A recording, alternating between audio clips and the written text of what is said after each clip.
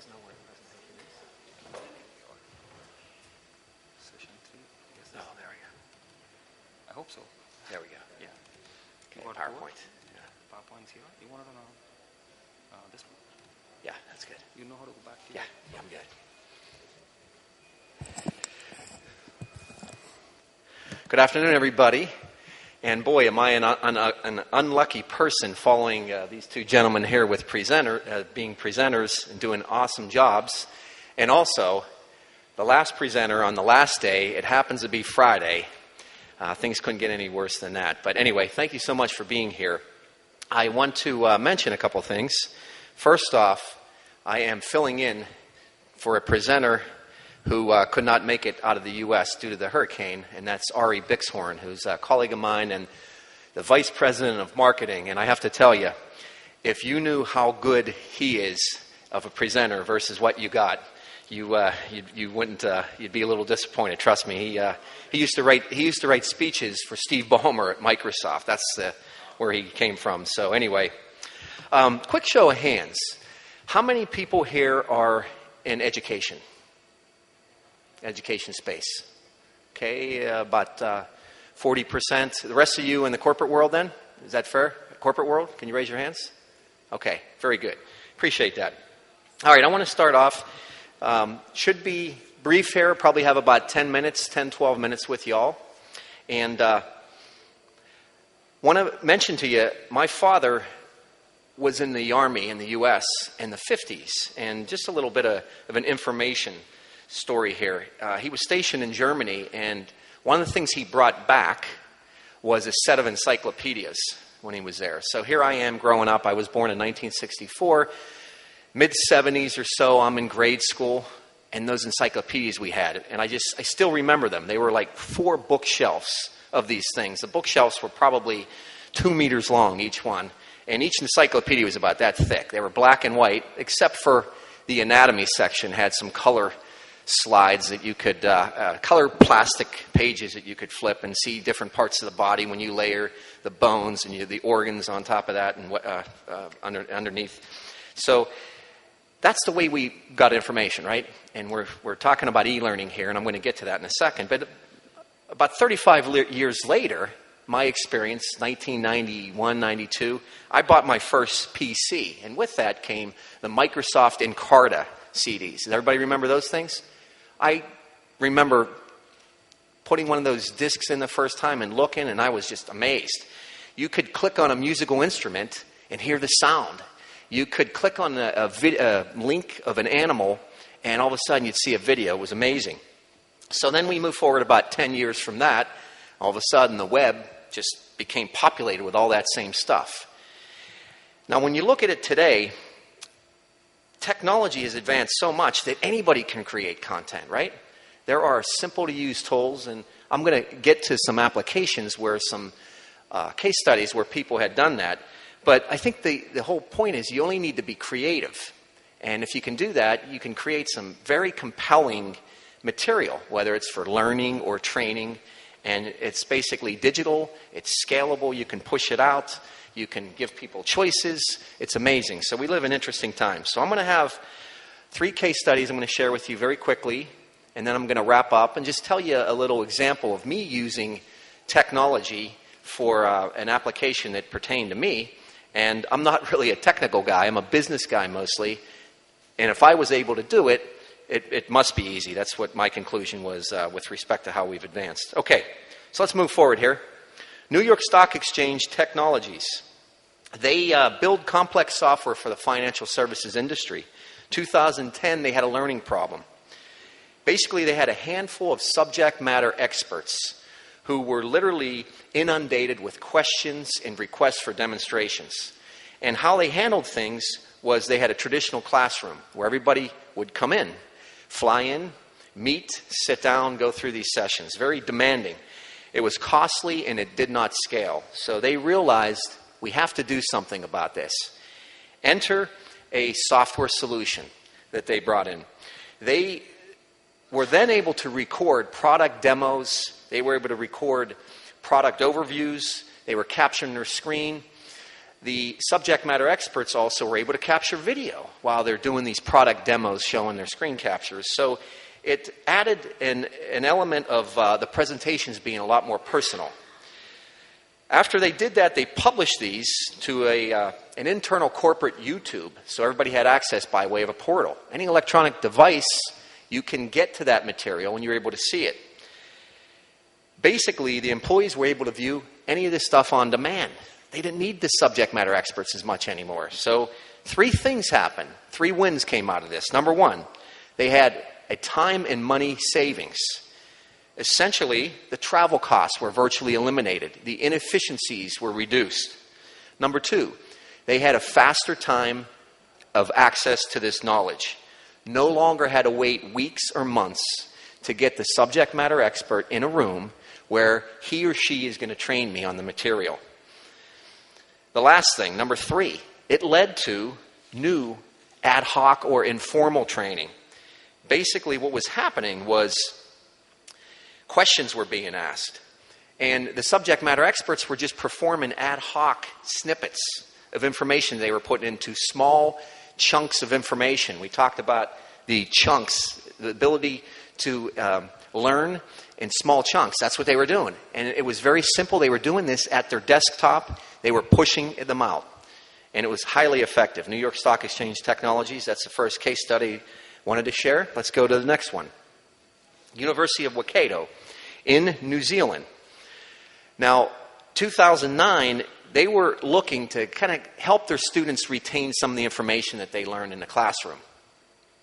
What they did was they initially had a request to create podcasts and get PowerPoint materials and put it out there so that the students can access it and help their retention. So they brought a solution and they started to do this. The usage was so-so. It wasn't really high, but there were some people who were making accessing it and using it. But then they realized, okay, this is a software solution we're using.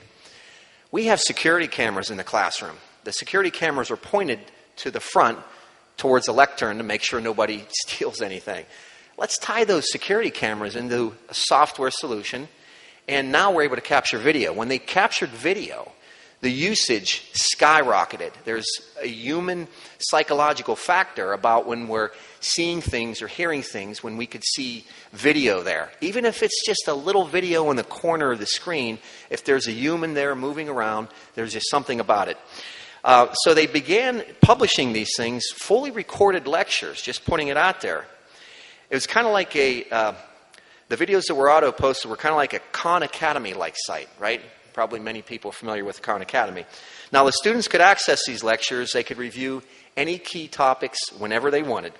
Now, the educators were a little worrisome because before they did this, they figured, well, we're not going to have anybody come to the classroom. But really, the opposite happened.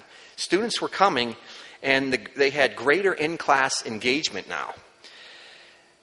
The students also didn't have to scribble notes because they could go back and access certain things and not be so concerned about writing it down.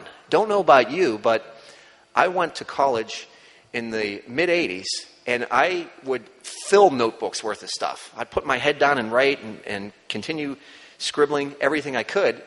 And I think back, my goodness, so many times somebody was saying something. I was writing something they said like a minute earlier. I was still trying to catch up. So this was an added benefit. So their usage exploded.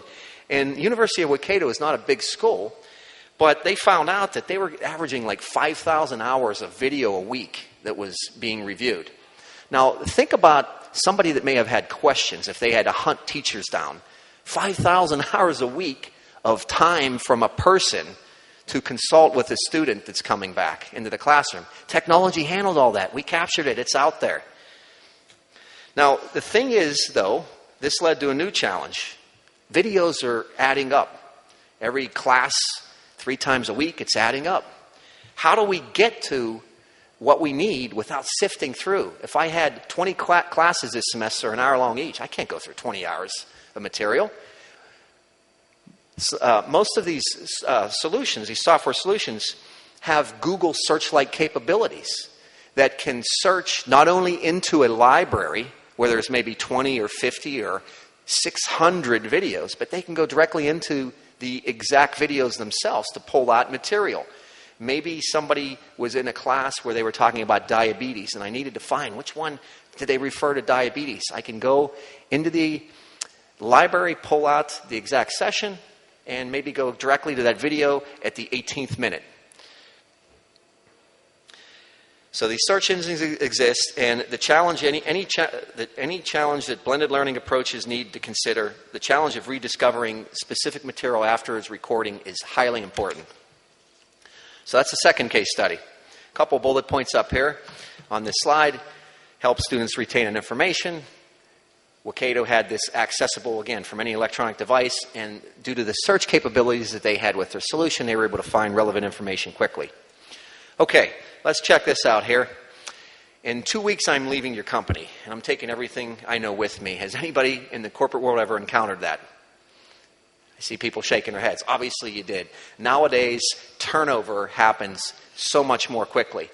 And my understanding of the Indian market is probably more so than most countries, the turnover here, right?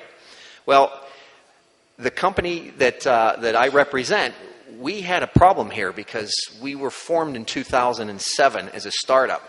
And the main developer, 4 years later, was approached by Facebook for his dream job. So you got Facebook, they're not yet going out with their IPO, and he had his dreams set on Facebook, and the phone rang. Well, in the U.S., 2 weeks' notice is considered gratuitous if you give that to somebody. So 2 weeks was his notice. And his name was John Ketchpaw. And the problem is expert attrition, and you got 2 weeks to transfer knowledge. So here's how we address that. I want to show a video here of what we had done. It's only a couple minutes long.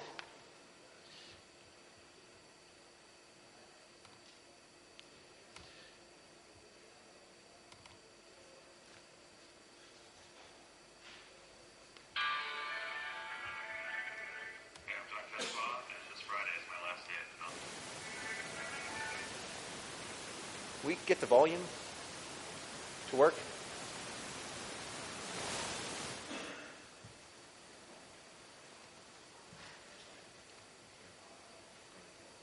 Is that going to work then?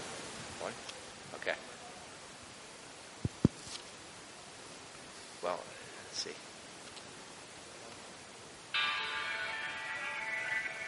Hey, I'm John Ketchpaw, and this Friday is my last day at film.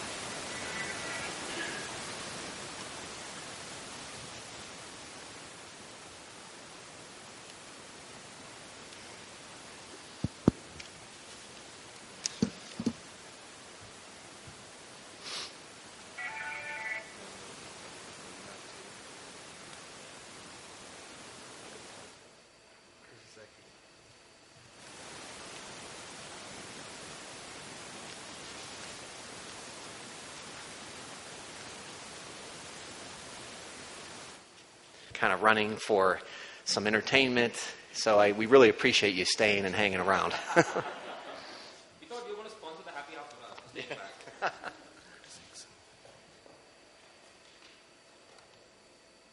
I'm John Ketchpaw, and this Friday is my last day at Panopto.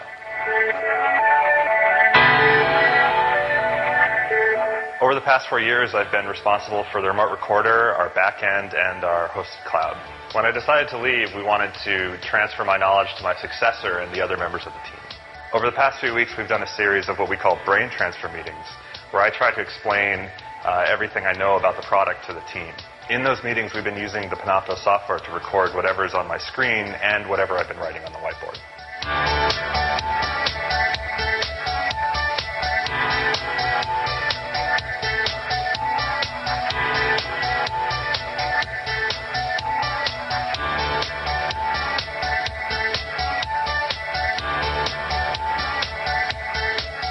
Hi, I'm Bertrand Lee. I just joined Panopto a few weeks ago, and I'm going to be taking over the work that John did on the remote recorder.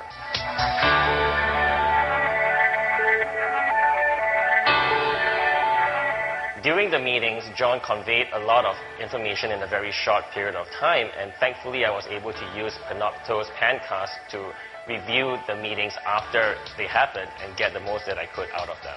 During my first couple of weeks on the job, I ended up using Panopto software every day. Over the course of a few weeks, I got a really solid grounding in everything I needed to know.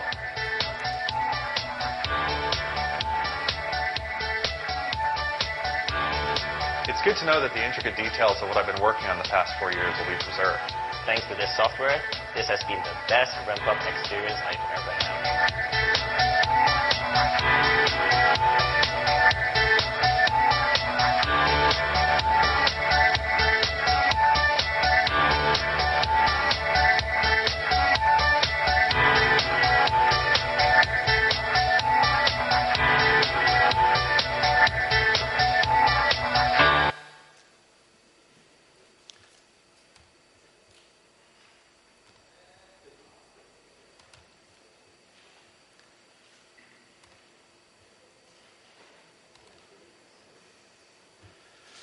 Okay. So, wrapping up, last slide here. I want to summarize some of the common threads behind the New York Stock Exchange Technologies, University of Waikato, and our company, Panopto. The importance of simplicity. Blended learning requires video. And, or let's say the blended learning that people do decide to use video. Video can be difficult to work with because you have to record it, you have to publish it, you have to distribute it. There are many effective blended learning solutions out there that takes the manual work out of capturing and distributing. Otherwise, it would not be adopted. I think we all know if there is any kind of technology or software used, it's got to be simple or users just don't seem to adopt it. Flexibility, it needs to work well outside the classroom as well as within. The New York Stock Exchange and Panopto case studies that I covered, the recording was done at people's desks. You didn't have any investment. Most people that are knowledge workers today have a computer in front of them. A lot of them have laptops so they can move around and collaborate and take them home to work. Most of them have cameras on them. So in those two cases, these things were done at people's desks while they were recording themselves without any investment. Now, when you engage in blended learning and you amass tens or thousands of videos, you can run into a problem of searching or having to locate what it is you need. So to get value, employees, staff, students, you really need an effective way to find that information, whether it's in a library or in a specific video. So those are some of the common threads I wanted to cover here, and I just want to end with a story, actually an example, and it's really pertains to myself, being a business development guy, running sales for pretty much most of my career. I had spent time probably about 5-6 years ago where I had a national sales force in the United States, and I would bring them together quarterly. They would come all the way over to Pittsburgh, no matter where they lived in the United States, and typically I would have a presentation, would have a couple days of meetings, and the presentation would start talking about strategy, and it would share what the corporate responsibilities are going to be, and then we would go about doing some of the things we need to do. To fast forward that, nowadays, what I do is I sit at my desk at home whenever I want, and when we're going to have meetings, especially now that I'm in a position that's globally, and it's even harder to bring people together when they're global, and even more costly, record whatever it is I want in terms of the strategy, the presentations, record them with small chunks of information, push that stuff out. People can view it asynchronously. We all love asynchronous communication nowadays. And then I just get feedback. People can comment, they can collaborate on their own time, and it's worked wonders. We still have to bring people together. There's no doubt that you have to have some face-to-face interaction, but you can do it a lot less. And that's been my own personal experience. And as I mentioned, I'm not a technology guy. I'm not going to be good with video. It was obvious I had to get a technical guy up here to get this video running. So I'm not able to edit that and put it in different formats. The simplicity of some of these solutions enables people like me, the business people, to go about doing their work. So appreciate your time. Thanks a lot.